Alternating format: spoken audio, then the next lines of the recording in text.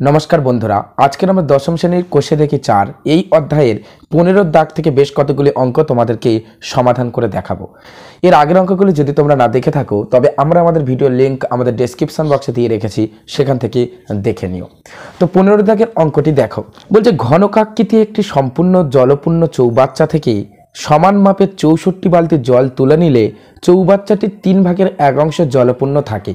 চৌবাচ্চাটির একটি ধারের দৈর্ঘ্য 1.2 মিটার হলে প্রতিটি বালতিতে কত লিটার জল ধরে তা হিসাব করে দেখি।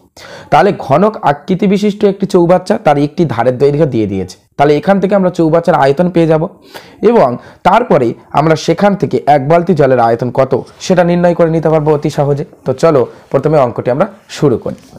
তাহলে 15 দাগের অঙ্কটি আমরা লিখব যে চৌবাচ্চাটির একটি ধারের দৈর্ঘ্য 1.2 মিটার। তাহলে একটি ধারের দৈর্ঘ্য 1.2 মিটার। যেহেতু ঘনক আকৃতি চৌবাচ্চা, তাহলে ঘনকের যে আয়তনের সূত্র সেটা ফেলে দিলে আমরা চৌবাচ্চাটির আয়তন পেয়ে যাব। তাহলে অতএব চৌবাচ্চাটির আয়তন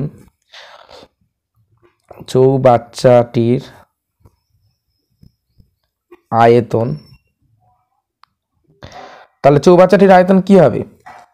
ঘনকের আয়তনের সূত্র কি? এ কিউ। তাহলে এ মানে হচ্ছে এখানে 1.2 মিটার পেয়েছি আমরা, এটা আমরা লিখে দিলাম। তাহলে এটা চৌবাচ্চার আয়তন। এবার এখানে বলছে যে 64 বালতি জল তুলে নিলে চৌবাচ্চাটির 3 ভাগের 1 অংশ জলপূর্ণ থাকে। তাহলে আমরা লিখব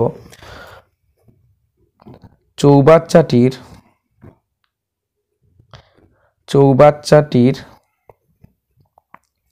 জলপূর্ণ অংশ 3 ভাগের 1 অংশ বলে দিচ্ছে, তাহলে 3 ভাগের 1 অংশ। অতএব চৌবাচ্চাটির খালি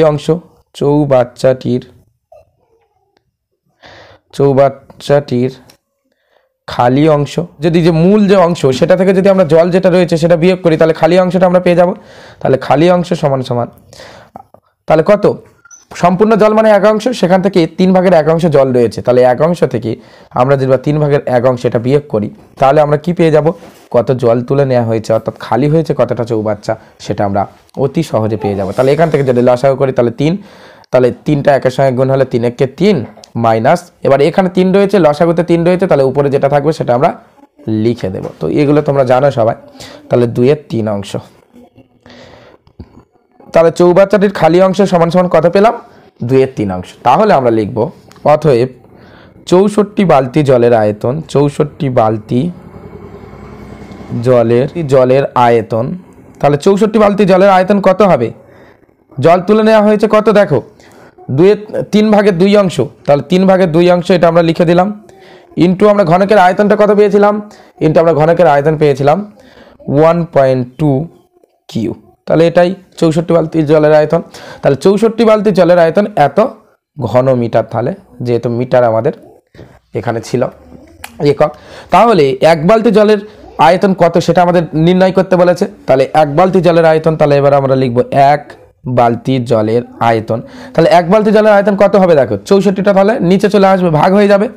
তাহলে নিশ্চয়ই 64 বালতি চাইতে 1 বালতি জলের আয়তন কম হবে, তাহলে 64টা এখানে ভাগ করতে হবে। তাহলে 2 এর 3 একসঙ্গেই লিখছি, ইন্টু 64 লিখে দিলাম। এবার দেখো ইন্টু এই যে 1.2 এটা 3টে রয়েছে, তাহলে আমরা লিখে দেব 1.2 ইন্টু 1.2 ইন্টু 1.2 এত ইন্টু, এবার কেন আমরা ইন্টু দিলাম এখানে? কারণ এই দশমিকগুলো 3টে সব তুলে দিয়ে আমরা দশমিকের জন্য একটা 1, প্রথমটা দশমিক তুলে একটা 1, আর তারপরে একটা সংখ্যা রয়েছে তাই একটা 0। তাহলে এইভাবে বাকি দুটোরও আমরা একটা করে 1 একটা করে 0 ঘনমিটার লিখে দিলাম, ঘনমিটার। তাহলে এত ঘনমিটার। এবার আমরা কেটে দিলে অঙ্ক হয়ে যাবে। তাহলে 3 দিয়ে আমরা যদি 12 কাটি, তাহলে 3 4 12, 4 দিয়ে আমরা 64 কাটলে কত হয়? 6 এর মধ্যে 4-এর নামটা কতবার? একবার, 4 একে 4, তারপর 2 আর 4 পরে থাকে, তাহলে 24, তাহলে 4 6 24। তাহলে 4 দিয়ে কেটে দিলাম। এবার 2 দিয়ে 16 কাটলে 8, 8 দিয়ে 12 কাটলে 4 দুগুণে 8, আর এটা হচ্ছে 3 4 12, তাহলে 2 দিয়ে 12 কাটলে 6। এবারে 10, তাহলে 10 আমরা যদি কাটি, তাহলে 10 কাটলে হচ্ছে 5 দুগুণে 10, আর 6টা কেটে তাহলে 3। তাহলে উপরে কত হচ্ছে? উপরে থাকছে দুটো 3, তাহলে 3 3কে 9, আর নিচে থাকছে দুটো 10 আর একটা 5। তাহলে 10 10কে 100, আর 5-এ 5 গুণ করলে হচ্ছে 500। তাহলে 500 ঘনমিটার। তাহলে এত ঘনমিটার। তাহলে এত ঘনমিটার রয়েছে। এবার দেখো তাহলে এখানে আমাদের কি বলে দিয়েছে, দেখো এখানে আমাদের ঘনমিটার জলের কিন্তু আয়তন বের করতে বলেনি, যে এক বালতি জলের আয়তন কত সেটা ঘনমিটারে বলেনি, বলেছে প্রতিটি বালতিতে কত লিটার জল রয়েছে। তাহলে মিটার, এই ঘনমিটার থেকে আমাদের লিটারে যেতে হবে। তাহলে ঘনমিটার থেকে মিটারে যেতে গেলে একটা সূত্র রয়েছে। দেখো মিটার কিসের একক? মিটার হচ্ছে দৈর্ঘ্য মাপার একক, আর লিটার হচ্ছে তরল পদার্থের আয়তন মাপে। তাই তরল পদার্থের আয়তন মাপার একক হচ্ছে লিটার। তাহলে মিটার আর লিটার তারা কিন্তু একে অপরে কনভার্ট হয় না, কিন্তু ঘনমিটার থেকে লিটারে যাওয়া যায়। 1 ঘনমিটার সমান সমান হচ্ছে 1000 মিটার। তাহলে 1 ঘনমিটার সমান সমান 1000 লিটার। তাই আমরা এখানে 1000 লিখলাম। দেখো এখানে পাশে লিখে দিতে হবে। তাহলে এখানে এবার আমরা লিখব লিটার, লসই টয়াকার র, লিটার। আর এটা একটা সূত্রটা কি? 1 ঘনমিটার সমান সমান 1000 লিটার। ঠিক আছে, এটা মনে রাখলেই হবে। এটা হিসাব, এই হিসাবটা সূত্র আকারে রয়েছে যে 1 ঘনমিটার সমান সমান 1000 লিটার। তাহলে এবার আমরা ঘনমিটার থেকে লিটারে কনভার্ট করে নেব, ওই জন্য করে 1000টা গুণ করে দিলাম। ঠিক আছে, যেহেতু 1 ঘনমিটার সমান সমান 1000 লিটার, তাহলে এবার 5টা দিয়ে যদি 1000 কাটি তাহলে 2 হয়, তাহলে 9 দুগুণে 18 লিটার। ঘনমিটার থেকে যখন ওই লিটারে কনভার্ট করবো তখন ওই 1000 গুণ করতে হবে, এটুকুই মনে থাকলে হবে। আর পাশে এটা লিখে স্যারকে দেখিয়ে দিতে হবে। তাহলে 18 লিটার পেলাম।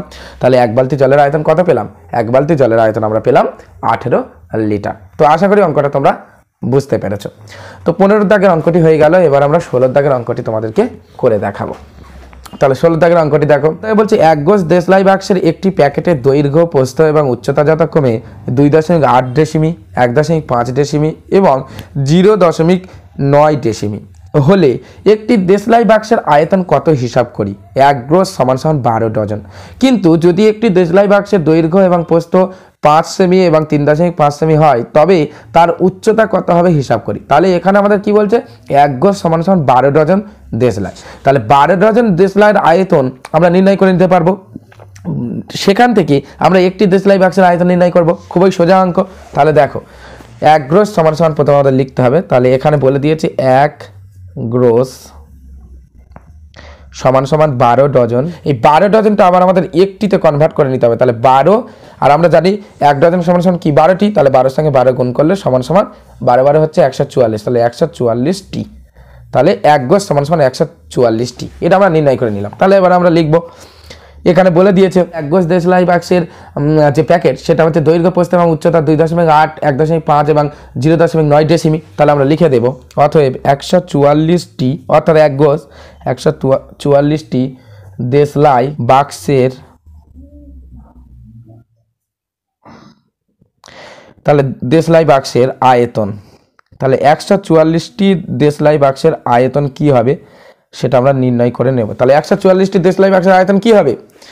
144টি দেশলাই বাক্সের আয়তন দৈর্ঘ্য ইন্টু প্রস্থ ইন্টু উচ্চতা। তাহলে দৈর্ঘ্য হচ্ছে 2.8 ডেসিমি ইন্টু প্রস্থ হচ্ছে 1.5 ডেসিমি আর উচ্চতা বলে দিয়েছে 0.9 ডেসিমি। তাহলে এবারে ডেসিমি মানে হচ্ছে ঘন ডেসিমি। তাহলে ঘন ডেসিমি, তাহলে ঘন ডেসিমি আমরা পেলাম। তাহলে এটা আমাদের গুণ করে নিতে হবে। তাহলে 2.8 আর 1.5 আমরা গুণ করে নেব। তাহলে 2.8 1.5, তাহলে 5 × 40 0, হাতে 4, 5 দুগুণে 10, 10 × 4 14, আর এটা হচ্ছে 8 আর এটা হচ্ছে 2, তাহলে 0, 4 8 12, 2 হাতে 1 2 4। তাহলে এখানে এবারে 420 হয়েছে। আর দশমিকটা কোথায় বসাবো? দেখো প্রথম সংখ্যা 2.8, তার একটা সংখ্যার আগে দশমিক, তারপর দ্বিতীয় সংখ্যা সেটারও একটা সংখ্যার আগে দশমিক। তাহলে উত্তর যখন আমরা বসাবো দুটো সংখ্যার আগে দশমিক বসাবো। গুণের সময় এই নিয়ম। তাহলে 4.20 তার সঙ্গে এবারে 0.9 গুণ করতে হবে। তাহলে 0 0 0 আর 9 দোকানে 18 8 হাতে 1 আর 4 লং 36, 36 আর 1 হচ্ছে 37। এবার দশমিকটা কটা সংখ্যার আগে বসাবো? দেখো এখানে রয়েছে 40, 4.20 দুটো সংখ্যার আগে দশমিক আর 0.9 একটা সংখ্যার আগে দশমিক। তাহলে তিনটে সংখ্যার আগে আমরা মোট দশমিকটা বসাবো। তাহলে 3.78 পেলাম। তাহলে পাচ্ছি আমরা 3.78। শেষে শূন্যটা আর বসাতে হবে না, এত ঘন ডেসিমি, ঘন ডেসিমি। তাহলে এত ঘন ডেসিমি আমরা এখানে উত্তর পেয়ে গেলাম। তাহলে 144টি দেশলাই বাক্সের আয়তন 3.78 ডেসিমি। তাহলে একটি দেশলাই বাক্সের আয়তন কত হবে? তাহলে অতএব একটি দেশলাই বাক্সের আয়তন এখানে আমাদের বের করতে বলেছিল, তাহলে বাক্সের আয়তন কত, একটি দেশলাই বাক্সের আয়তন কত সেটা আমাদেরকে এখানে হিসাব করে বের করতে বলেছিল। তাহলে একটি দেশলাই বাক্সের আয়তন কত হবে, এই 3.78 এর নিচে আমরা 144টা লিখে দেব, এটা চলে আসবে। তাহলে এত ঘন ডেসিমি, এত ঘন ডেসিমি এটা লিখে দিলাম। এবারে এই দশমিকটা আমরা তুলে দেবো। তাহলে দশমিক তোলার জন্য কি নিচে একটা 1 আর তারপরে কটা সংখ্যা রয়েছে দশমিকের পরে দুটো সংখ্যা, তাহলে দুটো 1 আর দুটো শূন্য দিয়ে দিলাম। এবার 144 তাহলে কত দিয়ে কাটে আমাদেরকে দেখতে হবে, দেখো 6 দিয়ে কাটবে। দেখো 6 দুগুণে 12, তাহলে 14-এর মধ্যে 12 কমে গেলে তাহলে 2 আর 4 পরে থাকে, তাহলে 4 ছক 24 আর 37-এর মধ্যে 6-এর নামটা 6 ছক 36 আর 1 আর 8 পরে থাকে, তাহলে 3 ছক 18। এটা 3 দিয়ে কাটে, 3 দিয়ে কাটলে হচ্ছে 3 দুগুণে 6, 3 একে 3 আর এটা হচ্ছে 3 আষ্টে 24। তাহলে উপরে কত, উপরে হচ্ছে 21 আর নিচে হচ্ছে আমাদের রয়েছে 800। 100-র সঙ্গে 8 গুণ করলে 800। তাহলে এত ঘন ডেসিমি, এত ঘন ডেসিমি ছিল। তাহলে এবারে এই এত ঘন ডেসিমি থেকে আমরা দেখবা সেমিতে নিয়ে যাই, ঘন সেমিতে নিয়ে যাই। তাহলে কত ঘন সেমি, তাহলে 1 ঘন ডেসিমি থেকে, মানে এখানে আমি লিখে দেখাই তোমাদের, 1 ঘন ডেসিমি, তাহলে ডেসিমি থেকে ডেসিমি থেকে ঘন সেন্টিমি, অর্থাৎ ঘন সেন্টিমিটারে আমরা যেতে চাই। তাহলে 1 থেকে একটা ঘর যেতে যখন ঘন সেন্টিমিটারে যাব তখন 1000 গুণ করতে হয়, ঠিক আছে। 1 ঘর থেকে আরেক ঘরে, মানে প্রথমে একটা ঘর থেকে ধরে নাও মিটার থেকে, ঘন মিটার থেকে ঘন ডেসিমিটারে যাব, তাহলে 1000 গুণ করতে হবে। ঠিক তেমনই ঘন ডেসিমিটার থেকে ঘন সেন্টিমিটারে যেতে গেলে আমাদের 1000 গুণ করতে হবে, যখন ঘন থাকবে, ঠিক আছে। ঘন কথাটা থাকলে 1000 গুণ করতে হয়। তাহলে এটার সঙ্গে আমরা যদি 1000 গুণ করে দিই তাহলে ঘন ডেসিমিটার ঘন সেন্টিমি লিখে নিতে পারি। তাহলে এখানে আমরা ঘন সেন্টিমিটার লিখে নেব বা ঘন সেমি লিখলে হয়ে যাবে। তাহলে 0 0 কেটে যায়, 0 0 কেটে যায়, তাহলে আর 10 8 কেটে যায়, তাহলে এটা হচ্ছে 5 আর এটা হচ্ছে 4, 5 × 100 মানে 105 আর 4। তাহলে এটা যদি আমরা ভাগ করে দিই, এটা আমরা ভাগ করলে 4 দিয়ে 105, তাহলে হচ্ছে 4 দুগুণে 8, 2 5, 4 আষ্টে 32, সরি 4 ছক 24 দেব, এখানে 6 হবে, 4 ছক 24, তাহলে 1 আছে, তাহলে 1.0 নিতে পারবো। তাহলে এবার 4-এর নামটা 10-এর মধ্যে কতবার যায়, 2বার যায়, 4 দুগুণে 8, তারপরে হচ্ছে 2 পরে থাকে, দশমিক নেওয়া আছে, আর একটা 0 নিয়ে নিলাম, তাহলে হচ্ছে 4 5 20, তাহলে 4 5 20। তাহলে ভাগ করে আমরা কত পেলাম, এত ঘন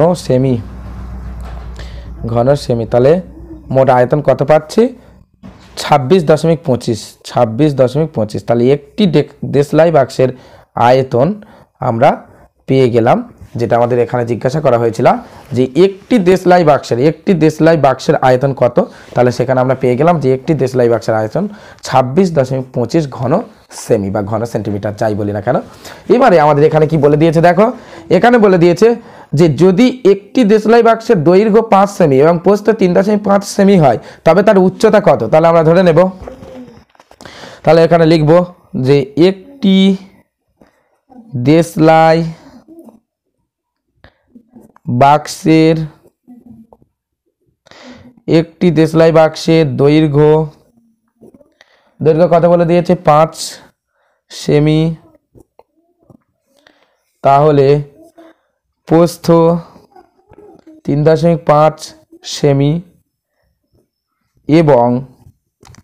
এবং উচ্চতা আমরা ধরে নেব, উচ্চতা কত, উচ্চতা কিছুই বলে দেয়নি, উচ্চতাটা বের করতে হবে। তাহলে উচ্চতা সমান সমান x সেমি আমরা লিখে নিলাম, আর পাশে ধরি বলে লিখে দিলাম যে উচ্চতাটা আমরা ধরে নিলাম। তাহলে একটি দেশলাই বাক্সের দৈর্ঘ্য 5 সেমি, প্রস্থ 3.5 সেমি এবং উচ্চতা x সেমি, এটা আমরা ধরে নিলাম। এবার আমরা একটি দেশলাই বাক্সের আয়তন তো পেয়ে গিয়েছি, তাহলে এটা ফেলে দিলে হয়ে যাবে। তাহলে আমরা লিখব প্রশ্নানুসারে, তাহলে প্রশ্নানুসারে কি পাচ্ছি, দৈর্ঘ্য ইন্টু প্রস্থ ইন্টু উচ্চতা সমান সমান কি, সমান সমান হচ্ছে আয়তন। এটা হচ্ছে আয়তনের সূত্র, দৈর্ঘ্য ইন্টু প্রস্থ ইন্টু উচ্চতা।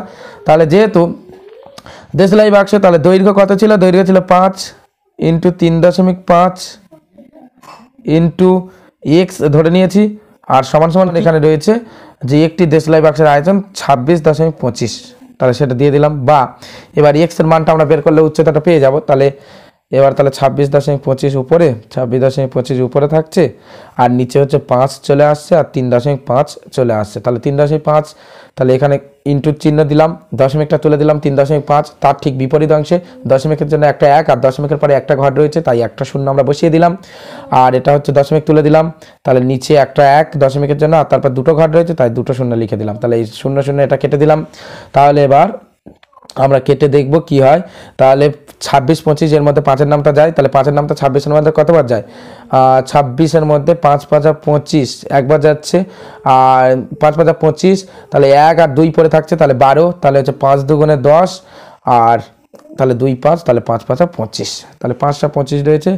এবারে 10 দিয়ে যদি আমরা কাটি, 5 দিয়ে যাবে, তাহলে 5 দুগুণে 10, আর 5 একে 5, 5-5-25, দুটো সংখ্যা একসঙ্গে নিচ্ছে, তাই মাঝখানে একটা শূন্য রয়েছে। এবার 35-এর নামটা আমরা জানি, 35 কি? 35 দোকানে 70, আর 3 35 105, তাহলে 3, তাহলে হচ্ছে 3-এর 2, তাহলে 3-এর 2 সেমিটা আমরা ভাগ করে লিখে দিই, তাহলে 2 1 2 1.5 সেমি, এটাই হয়ে যাবে।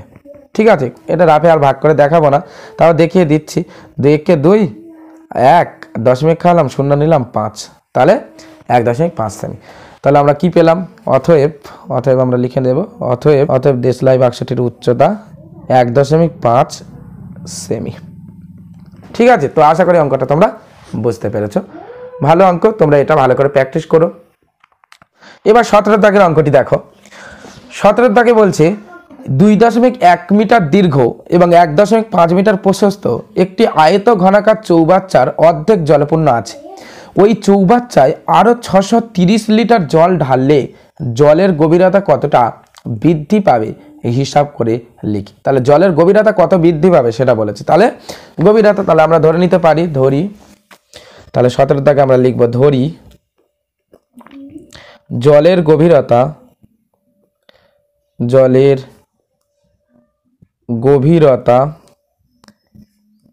x বৃদ্ধি পাবে। ঠিক আছে, তাহলে দৈর্ঘ্য প্রস্থ ওই দুটি মিটারে ছিল, তাই আমরা এটাও মিটারে লিখলাম। এবার প্রশ্নানুসারে কি দেখো, প্রশ্নানুসারে আমরা কি জানি?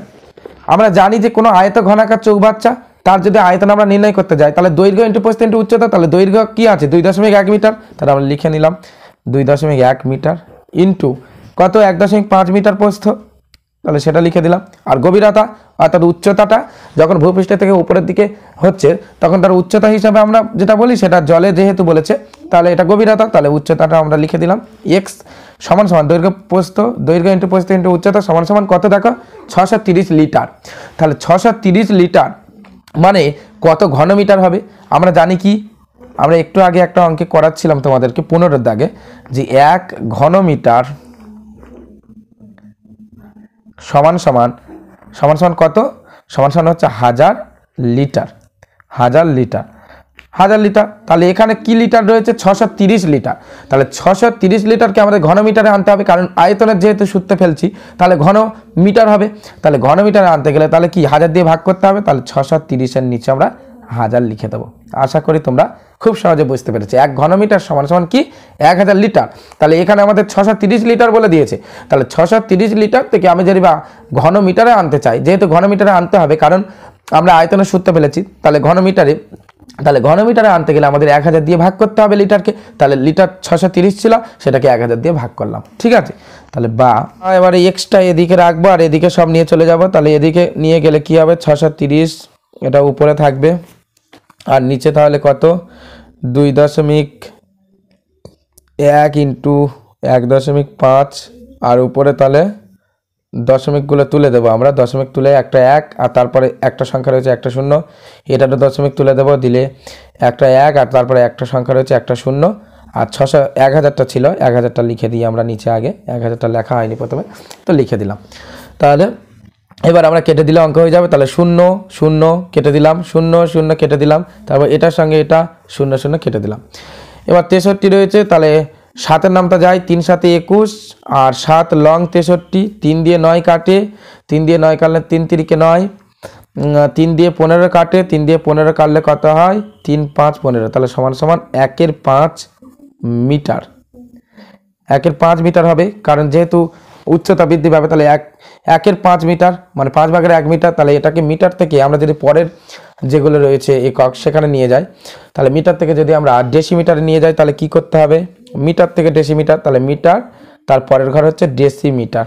ডেসিমিটার, তাহলে মিটার থেকে যখন আমরা সিম্পল ডেসিমিটারে নিয়ে যাওয়ার চেষ্টা করবো, তাহলে 1 মিটার সমান সমান 10 ডেসিমিটার, কারণ 10 গুণ করতে হয়, তাহলে এখানে 10 গুণ করে আমরা ডেসিমিটার লিখে দেবো, ডেসিমিটার।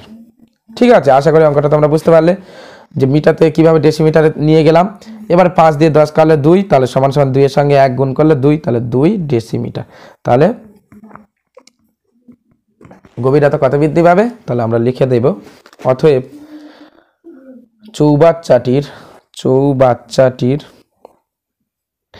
চৌবাচ্চাটির গভীরতা, চৌবাচ্চাটির জলের গভীরতা 2 ডেসিমিটার বৃদ্ধি পাবে। তাহলে জলের গভীরতা 2 ডেসিমিটার বৃদ্ধি পাবে। তো আশা করি অঙ্কটা তোমরা বুঝতে পেরেছো।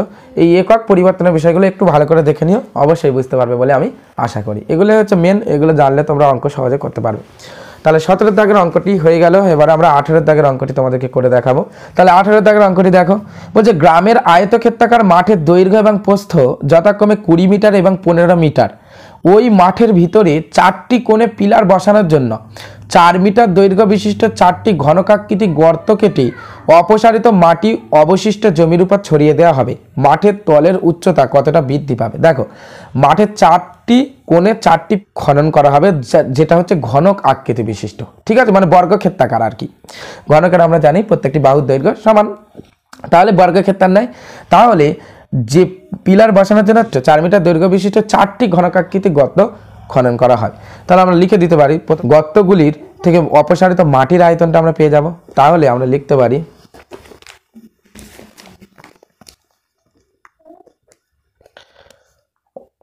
অপসারিত মাটির আয়তন। অপসারিত মাটির আয়তন কত? অপসারিত মাটির আয়তন কি? 4টে গর্ত খোঁড়া হবে, আর 4টে গর্ত প্রত্যেকটা দৈর্ঘ্য হচ্ছে 4 মিটার দৈর্ঘ্য বিশিষ্ট। তাহলে কি 4 ইন্টু, এবার ঘনকের আয়তন যেটা, তাহলে ঘনকাকৃতি গর্ত, তাহলে হচ্ছে 4-এর কিউ। ঠিক আছে, এত ঘনমিটার। আশা করি বুঝতে পেরেছো।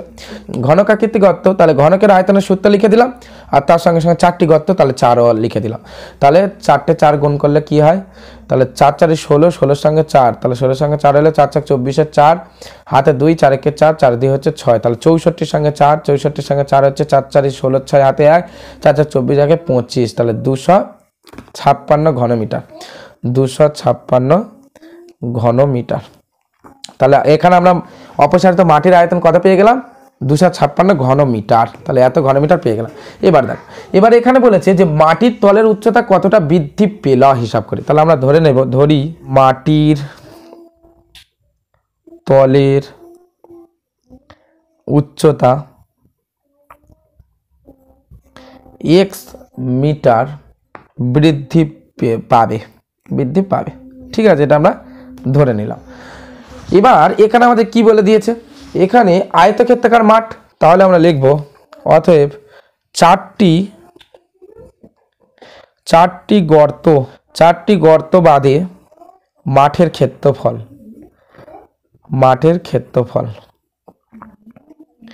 তাহলে 4টি যে গর্ত আমরা খুঁড়েছি সেই গর্তগুলি বাদে মাঠের ক্ষেত্রফল কি হবে?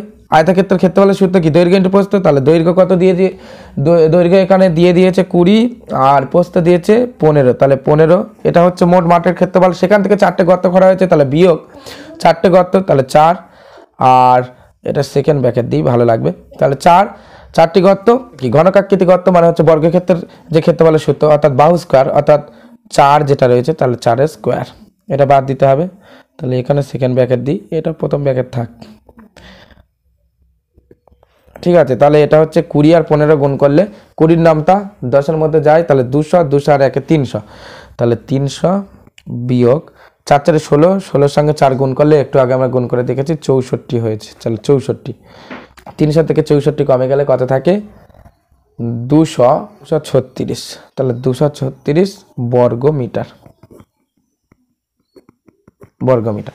তাহলে আমরা কত পেলাম? 236 বর্গমিটার। এটা হচ্ছে 4টি গর্ত বাদে মাঠের ক্ষেত্রফল। এবারে উচ্চতা এখানে বলে দিয়েছে যে মাঠের তলের উচ্চতা কতটা বৃদ্ধি পাবে। তাহলে প্রশ্নানুসারে আমরা লিখতে পারি প্রশ্নানুসারে, তাহলে প্রশ্নানুসারে কি মাঠের যে ক্ষেত্রফল কত পেলাম? 236 বর্গমিটার। তাহলে 236 ইন্টু কি এক্স মিটার বৃদ্ধি পাবে আমরা ধরে নিয়েছিলাম। তাহলে ইন্টু এক্স সমান সমান কত? সমান সমান আমরা কি পেয়েছি? অপসারিত মাটির আয়তনটা কত? 256। তাহলে 256 লিখে দিলাম। তাহলে সমান সমান এবার বা এক্স এদিকে রাখলাম, তাহলে 256 এদিকে পাঠিয়ে দিলাম আর এদিকে 236। তাহলে এটা কাটলে কি হয় দেখি, 2 দিয়ে কেটে যায়, 2 দিয়ে কাটলে 2 একে 2, 2 দুগুণে 4, 8 দুগুণে 16, আর 2 একে 2, 2 একে 2, 2 একে 2, 8 দুগুণে 16, তাহলে 118। আবার 2 দিয়ে কাটে, আচ্ছা 2 দিয়ে কাটলে হচ্ছে 6, 4, 64, আর এটা 2 দিয়ে কাটলে 5 আর 9, তাহলে হচ্ছে 64 আর 59, তাহলে হচ্ছে 64 59 দিয়ে যদি আমরা 64টা ভাগ করি তাহলে 1 59, তাহলে হচ্ছে 5, তাহলে 1 পূর্ণ 5-এর 59 পেলাম, 1 পূর্ণ 5-এর 59 মিটার এত পাবো। তাহলে আমরা লিখে দেব অতএব মাঠের তলের উচ্চতা, মাঠের তলের উচ্চতা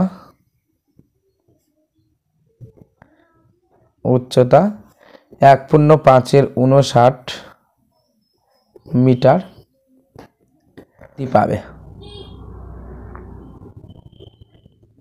তাহলে মাঠের তলের উচ্চতা 1 পূর্ণ 5-এর 59 মিটার বৃদ্ধি পাবে। 18 দাগের অঙ্কটি শেষ। এবারে 19 দাগের অঙ্কটি দেখো। বলছে 48 মিটার লম্বা এবং 31.5 মিটার চওড়া এখন নিচু জমিকে 6.5 ডেসিমি উঁচু করার জন্য ঠিক করা হয়েছে পাশের 27 মিটার লম্বা 18.2 মিটার চওড়া একটি জমি গর্ত করে মাটি তোলা হবে। গর্তটি কত মিটার গভীর হবে হিসাব করে দেখি। তাহলে একটা নিচু জমি, তাহলে সেই নিচু জমির দৈর্ঘ্য দিয়ে দিয়েছে, প্রস্থ দিয়ে দিয়েছে এবং উচ্চতা দিয়ে দিয়েছে। তাহলে আমরা লিখব 19 দাগে আমরা লিখে নিই যে নিচু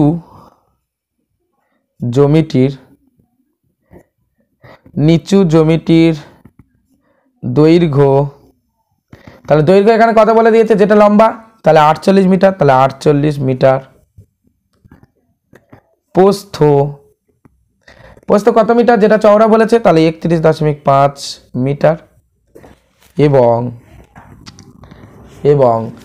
জমিটি 6.5 ডেসিমি উঁচু করতে হবে। তাহলে উচ্চতাটা বলে দিয়েছে যে এত উচ্চতা উঁচু করতে হবে, তাহলে উচ্চতা হচ্ছে 6.5 ডেসিমি।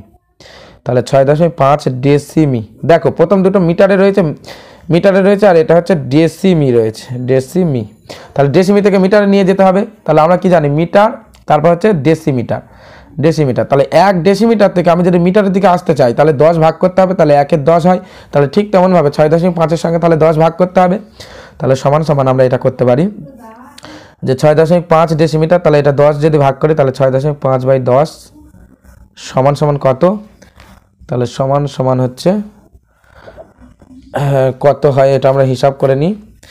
দেখো 6.5/10, তাহলে দশমিকটা তুলে দেব, দশমিক তোলার জন্য একটা 1 আর তারপরে একটা 0, তাহলে 100 হচ্ছে কাটলে তাহলে 5 দুগুণে 10 হয় আর 5 13 65, তাহলে হচ্ছে 10 দুগুণে 20, তাহলে 13 20 দিয়ে 13 যদি ভাগ করি দশমিক খাইয়ে 0, 6 কুড়ি 120, তারপর হচ্ছে 10 দশমিক খাওয়ানো আছে 0 নিলাম, তাহলে হচ্ছে 5, তাহলে 0.65, তাহলে 0.65 আমরা লিখে দিতে পারি এত মিটার। তাহলে ডেসিমিটারটা আমরা মিটারে কনভার্ট করে নিলাম। কিভাবে করে নিলাম তোমাদেরকে ভালোভাবে দেখিয়ে দিলাম, তোমরা অবশ্যই এখান থেকে বুঝে যাবে।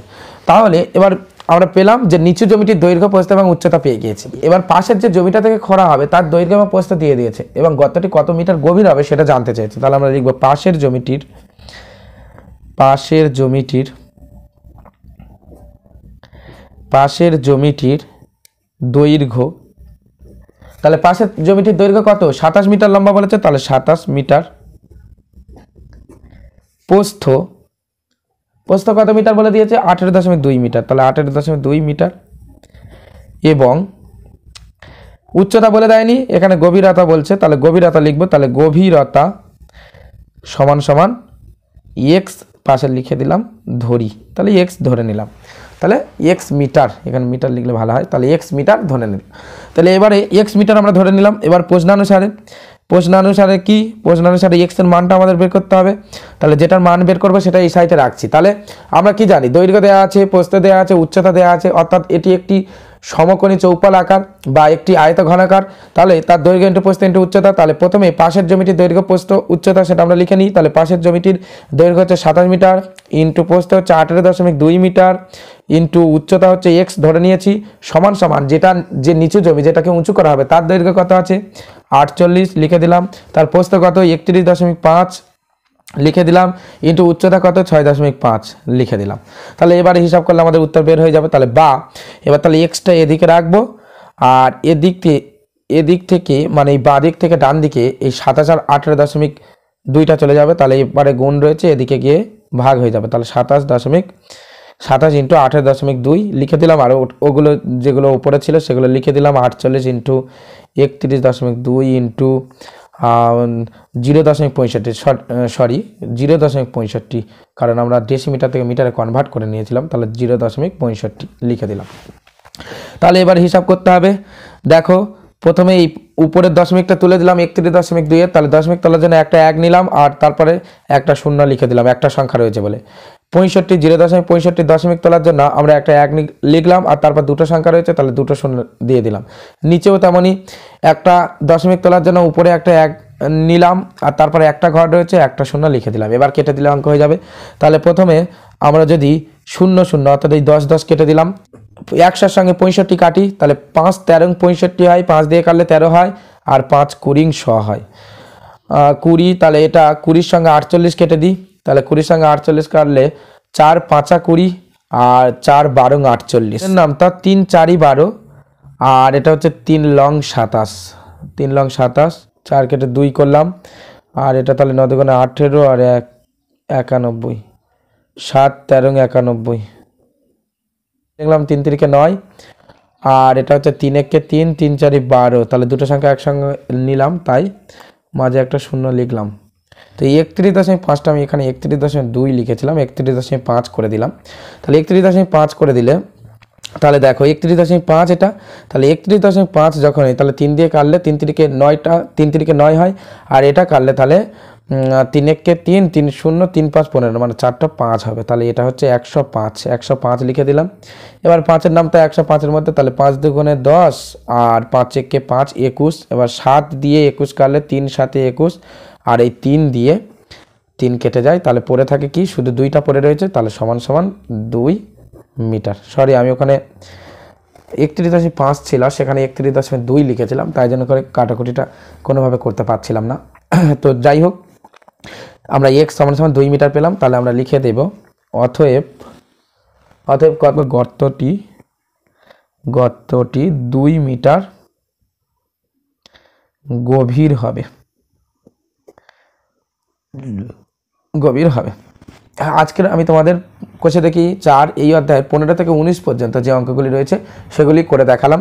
আশা করি অঙ্কগুলি তোমরা বুঝতে পেরেছো। যদি না বুঝতে পারো অবশ্যই কমেন্ট করবে। আর সবাই খুব ভালো থাকবে, আর আমাদের চ্যানেলটিকে সাবস্ক্রাইব করে আমাদের সাথে থাকবে।